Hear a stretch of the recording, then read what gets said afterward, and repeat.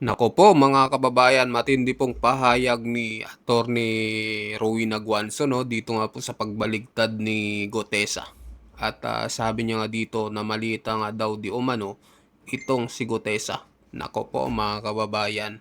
At ang matindi dito, hindi lang daw si Martin Romualdez ang kalaban ni Gutesa 'no, kundi ang ombudsman na mga kababayan. So, pakinggan po natin itong pahayag ni Attorney Rowena Guanzon. Ito na po mga kababayan. Gani, ano bang natabo nga Nagkaintindihan na yung dalawa. anong natabo kay diri kay Kudesa man? Oo nga, Ambot nagrekanta. Attorney. Kwan sa kuno daw is a resurrected man. Aha. Talaga naman itong si Gutesa. Oh. Nakita ko lang yung statement niya eh. Oo Kaya ang nga, dami oo nga. tumatawag. Oo. Sabi niya dun sa statement niya na, di ba bumaligtad na siya? Yes. Na hindi daw totoo yung lahat ng affidavit niya at sinabi niya dun sa Blue Ribbon hearing ni Senator Marcoleta. Mhm. Sabi niya, pinilit lang daw siya ni Senator Marcoleta at ni former Kong Mike Defensor. Okay. At sinabi pa niya na may tumawag sa kanya na galing sa opisina ni Senator Marcoleta Mhm. at inalok na kung gusto niya akong tawagan si Attorney Guanzon para sa kanyang salaysay o affidavit ay bibigyan siya ng numero. Mhm. Oh, kaya pati ako, Nadami dito. oo, parang ibig niya sabihin kasama ako doon sa conspiracy ni na Senator Marcoleta at Mike Defensor na Okay. gamitin lang siya laban kay Martin Romualdez. Pero sinabi din niya na hindi naman daw siya nag-contact sa akin. Talagang hindi. Yung sinungaling na yan. Mga pakialam ko sa kay Gutesa na yan. Ang layo-layo naman paano kung magiging kliyente yan. Oo. Pero Eh baka inisip tinadamay niya. Tinadamay ako. Kasi alam nila na siyempre friend ako and supporter of Senator Marcoleta. Kaya dinadamay na naman nila ako. Mhm. Pero may magagalit dyan sa ginawa ni Gutesa, si Ombudsman. Mhm. Mhm. Attorney, itong si Gutesa, after niyang tumistigo doon sa Senate Blue Ribbon Committee, biglang nawala, hindi na siya naging visible. Attorney. Nagtago siya o pinatago siya. Mhm. Sigurado naman, hindi naman si... Ako obvious naman yan. Bakit babaligtad si Gutesa? Nakatestify na siya. Hindi perjury yun. Oo. Diba? Kasi nag-testify na siya under oath eh. Oo nga, Kung oo nga. pinabit lang niya, edi walang perjury dahil di naman siya nakatestify. Nag-testify siya doon. Kung pinilit lang siya, dapat di ba makikita mo naman kung ang behavior ng taong pinipilit. Aha. Kaya Opo. sigurado na maleta siya. Na mali. Na maleta si Gutesa. Okay. Pero sa tingin Okay, mo Glenn. rito, attorney, kasi nung una merong yung mismong 18 mari, may 4 na bumaligtad, di ba? Tapos sumunod to si Gutesa. Sa tingin Oo. mo, sino yung mga nasa likod dito para itong mga taong ito ay bumaligtad sa kanilang mga unang testimonya? Sabi mo mga under oath si Gutesa. So, sabihin, lahat ng mga niya pinagsasabi niya doon ay pawang katotohanan. Pero ngayon, nadiin yung dalawa. Tingin mo, anong klaseng tactic to? Sino ba ang beneficiary niyan? Ayun. Yung pagbaligtad ng 4 na yun at ni Gutesa, hindi ba si Martin Romualdez? Ayun. So, kung sino yung beneficiary niyan, syempre siya yung pagdududahan natin. Siya yung may nito, na gumalaw nito. Mhm. Ngayon, itong problema na yun, yung 4 na yun, at ni Gutesa, dahil nag-announce na ang ombudsman, na pwede silang kasuhan yung 4 na yun, na kasama sa plunder ni Martin Romualdez. Kasi sa plunder naman, pag nag-deliver sila o nag-receive sila, kasabwat sila. Edi inamin nila na kasabwat sila. So, una nila ang affidavit. Ngayon, kaya nga sabi ko, dapat isama din ng ombudsman si Gutesa doon sa kaso ni Romualdez. Mhm. Kasi, para malaman talaga ng mga tao sa husgado kung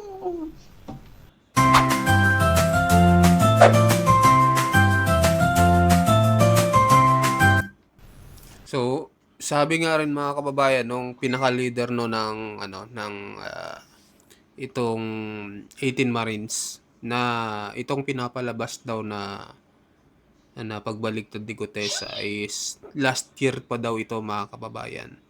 So, ibig sabihin, itinago lang ito, mga kababayan. At alam nila na itong si Gutesa ay nasa nasa kabilang kampo. Itinatago ng kalaban, mga kababayan. Para nga itong 18 Marines ay kalabanin. So, yun po yung statement ng leader ng 18 Marines. So, tuloy po natin. Totoo ba itong mga pinagsasabi niya? Kasi yung ibang kasama niya, sinabi din na kasama sila sa pag-deliver ng mga mali-malitang milyon-milyong piso na kickbackan. Pero paano na yung iba? Kasi kahit mag-withdraw si Gutesa at yung apat, meron pang, ilan pa ba yun? 5 minus 18? O di may 13 pa. May 13 pa na nagko-corroborate yung mga testimony nila na nag-deliver sila. Although hindi sila sabay-sabay nag-deliver, pero nagkakaalaman sila na nag-deliver sila na mali-mali tayong pera kay Martin Romualdez sa bahay niya sa Forbes at utos ni Saldico, yung kanilang boss. So yan ang ngayon yan ang problema ni Gutesa na hindi niya nakita. Dahil ngayon, ombudsman na ang kalaban niya. Hindi si Senator Marcoleta. Dinadamay lang kami dito kasi alam nila na supporter ako and friend of Senator Marcoleta. Pero kung layo naman ang kwento nitong Gutesa na ito. Okay. Bakit naman gagawin yung salaysay niya? Sino ba yan? Parang sino ba yan si Gutesa para bigyan ko siya ng panahon ko ba?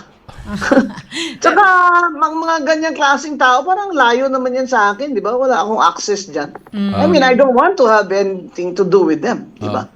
Ang binanggit mo kanina, attorney, yung mga nakinabang dito, yung pagbaligtad ng yung apat na Marine at pagbaligtad ngayon ni Gutesa, sabi mo, ang makikinabang dito ay si dating Speaker Martin Romualdez. Pero doon mismo sa SONA ni Pangulong Bongbong Marcos, binanggit niya di ba, na uusad na yung kaso at hinahanda ang kaso laban sa dating speaker. Tagal na. Hindi naman niya pinapangalanan. Parang hindi niya masambit yung parang si Darth Vader sa Star Wars. He who cannot be named. Ano ba? Minipit ba mga dila nila na hindi nila masabi ang pangalan niyang pinsan niya? Di matagal na po yung SONA na yan. Napakatagal na. Last year pa, sinabi natin makukulong siya. Wala naman siya nakulong. Ngayon, kailangan patunayan na yan ni BBM at na Ombudsman na itong si Martin Romualdez ay hindi po yan untouchable. Ayan, si Gutesa, nadagdagan pa ngayon. Akala ni Gutesa nakaisa siya. Ngayon, sakit ng ulo niya. At ngayon, sigurado, pag dinamay siya ng ombudsman sa plunder case, kasama siya. Makukulong ni Martin Romualdez. Kasi hinog na yung kaso na yan Yan sinasabi ng ombudsman Hinog na yung kaso na yan ni Romualdez, pinag-aaralan mabuti. Kasi siyempre si Romualdez, maraming abogado, maraming pera, di ba? Kaya matitinik din yung mga depensa niya. Pero sa presinto ka na magpaliwanag, kumbaga, di ba? Kinulong nyo nga si Senator Marcoleta na walang perang ni isang kusing galing sa gobyerno, ginawa niyong plunder. Yan pa si Martin. Doon siya dapat sa kulungan, sa pinakamainit doon na selda. Para pumayat siya. Grabe. Parang wala nang matrust ang mga tao ngayon. Sino ba ang masasandalan natin na totoo? Di ba? Kaya dapat patunayan ng ombudsman sa atin para pakulong na yan si Martin Romualdez, sama na si Gutesa at saka yung apat. Parang nagugulumihanan, ang dati-rati naninindigan, and then bigla na lang, eto ngayon, sumabog na naman ang ganitong mga balita na pag-uusapan naman. Mapipinpoint ba natin talaga, attorney, kung sino ang yung tinatawag na mastermind sa nangyayaring itong katiwalian sa bansa? Kung ganito yung mga nangyayaring usapan. Mom! Can I bring my boyfriend into the base? No way. Why not? He's just a level 4 moth head loser. I'm level 5 now. Got a Xenodog generator? Not yet, but I'm saving up for supplies. You don't even have. Ayaw siyempre ni BBM. Naisipin natin ng mga Pilipino at ng mga pinag-uutangan niya na siya ang mastermind ng flood control funds corruption. Di ba? Na naging sikat siya sa buong mundo. Oh. Ayaw niya siyempre. Kaya gusto rin niya na makulong si Martin. Di ba? Kasi hindi naman yan kakasuhan ng ombudsman eh. Kung hindi siya, kung makikialam siya eh. So at the least, hindi siya nakikialam sa ombudsman. And, to his credit, Ombudsman Remulla, pag tinuloy niya ito, bilib na ako sa kanya. Kumbaga, ayaw ni BBM na ituro siya as mastermind. Kaso, itong si Martin Romualdez ngayon, sinabi niya rin, di ba sa video niya, na I will not go alone. I will take you with me. Marami akong alam sa Magtuturo administrasyon din siya. nito. Oo. Magtuturo din siya. Kung ikukulong na rin lang din siya, di magturo na rin siya. Hindi ba? Parang gusto natin malaman ang katotohanan. Di sige, pero kulong muna siya. Unfair naman yon. Si Senator Marcoleta at si Mike Defensor at mga kasama, kinulong nyo sa campaign funds, campaign donation. Ano yung plunder? Tapos, ito, maleta-maleta, may testigo na.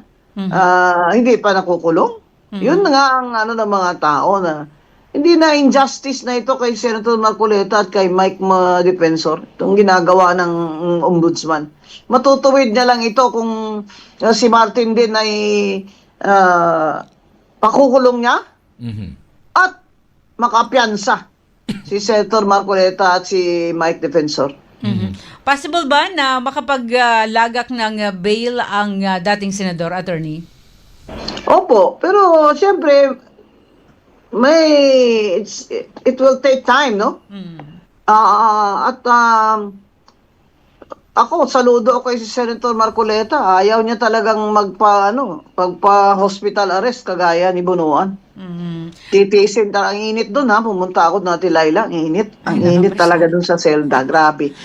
Kasi yung fifth floor, bubong na yun eh. Pinakataas na yun. Gusto ko nga ikulong na lang si Martin doon sa bubong na. Doon na siya talaga. Kasi siya talaga ang pinakataas-taasang nasa sakdal. O, di ba?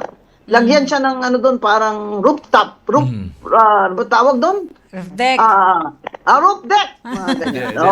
Yan. Atik na lang, atik. Atik na lang daw. Atik, na para lang daw, medyo atik. social. Atik. Atik. So, ayaw talaga ni Senator Marcoleta. Ayaw na matanda talaga. Sabi niya, hindi ako mag-hospital arrest. Diyan ka mahiya, Secretary Bunuan, kaya magturo ka na. Okay. Dito sa At least may naman pasalamatan sa iyo yung mga apo mo. Di ba? Yan ang advice ko po. And solicited advice sa Secretary Bunuan. Okay. Yeah. Okay. Ako Sige, muna. sige, Lang. Dito sa pinirmahan na affidavit na bago nitong si Gutesa, attorney, ang haba Ang haba nung kanyang pinirmahan at bagong affidavit. Ano ang maaring nabanggit niya? Pwede siyang kasuhan. Ibig sabihin ba, bababaliwala na yung una niyang affidavit? Dito Ayun sa ang bago? gusto niya. Gusto niya, ganun. Pero kung ayaw ng ombudsman, dahil sinasama, kasi ganito ang problema ni Gutesa.